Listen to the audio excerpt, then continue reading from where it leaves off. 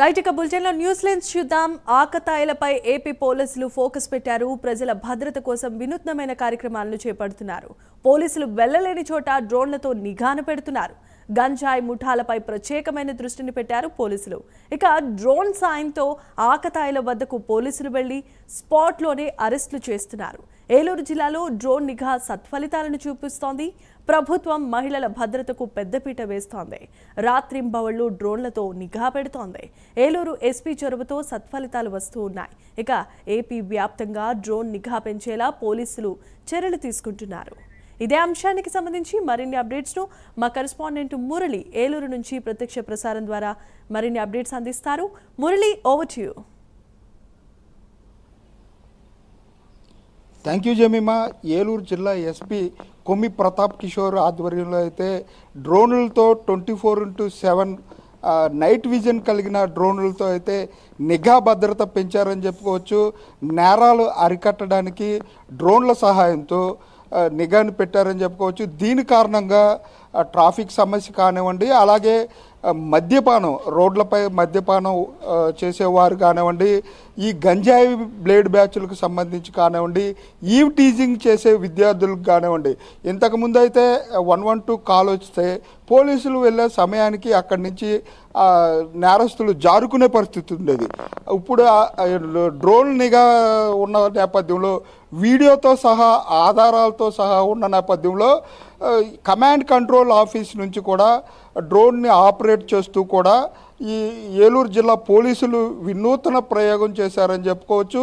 ఈ ప్రయోగం ద్వారా సత్ఫలితాలు ఇస్తుందని చెప్పుకోవచ్చు. దీని కారణంగా క్రైమ్ రేట్ కూడా తగ్గింది.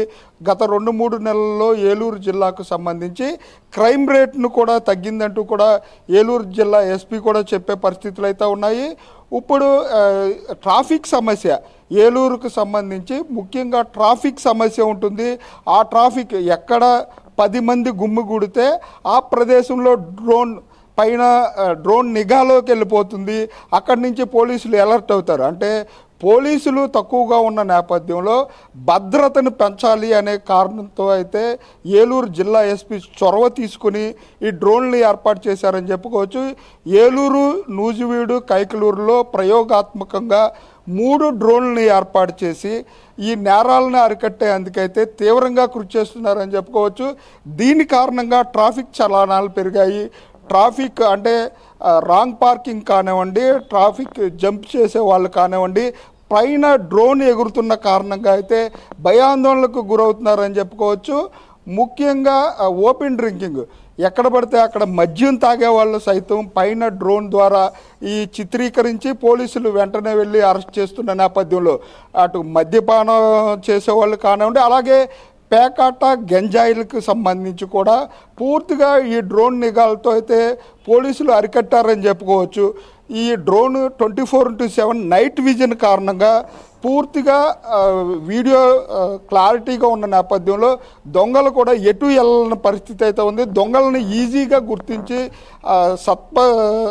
సత్వరమే అరెస్ట్ చేసిన పరిస్థితులు కూడా ఏలూరు జిల్లాలో చోటు చేసుకున్నాయి. అలాగే ట్రాఫిక్ కూడా ఈ కాలేజీల దగ్గర ఎక్కువగా ఈవ్ టీజింగ్ జరుగుతూ ఉంటుంది. ఈ కాలేజ్ పిల్లలు కానివ్వండి, కాలేజ్ విద్యార్థులు కూడా గొడవలు పడుతూ ఉంటారు.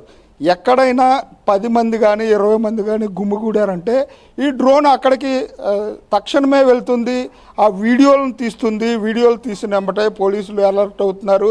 అక్కడికి వెళ్ళి వాళ్ళని అలర్ట్ చేస్తున్న పరిస్థితి అయితే ఉంది.